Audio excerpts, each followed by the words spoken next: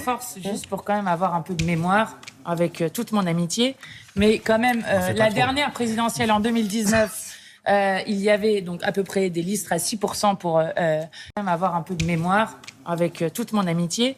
Mais quand même, la dernière présidentielle en 2019, il y avait donc à peu près des listes à 6% pour Monsieur Glucksmann et Madame Aubry. On était à peu près à ça. Récemment, une séquence diffusée en direct sur France 2 a suscité une vive controverse. Nathalie Saint-Cricq, journaliste connue, a été vue tentant de communiquer discrètement avec les présentateurs en écrivant JLM 1PB. Cette inscription visant Jean-Luc Mélenchon, leader de la France insoumise, a été perçue comme une manipulation en direct pour orienter le débat. Le fait que Saint-Cricq ignorait qu'elle était filmée ajoute de la gravité sur l'incident, suggérant que de telles manœuvres pourraient être courantes. Cet incident expose des interrogations clés sur le rôle des médias et l'objectivité journalistique. Nathalie Saint-Cricq, censée être une analyste impartiale, se comporte davantage comme une propagandiste. Son geste soulève des inquiétudes quant à la partialité des journalistes et à l'influence qu'ils peuvent exercer sur l'opinion publique. L'idée que des journalistes puissent manipuler les informations pour discréditer des personnalités politiques remet en cause la confiance que le public peut avoir en ces médias. Elle n'est pas censée être une analyse objective sans parti pris. Je lui suggère de changer de métier et vite, pas agent de secret non plus vu comment elle se fait repérer. Je pense aussi qu'il y a eu des sanctions, ça a été immédiat. Le cadreur a été licencié pour ne pas avoir fait un plan serré. Non mais blague à part, c'est terrifiant. Si cet incident est une rare occurrence filmée, il est légitime de se demander combien d'autres manipulations passent inaperçues.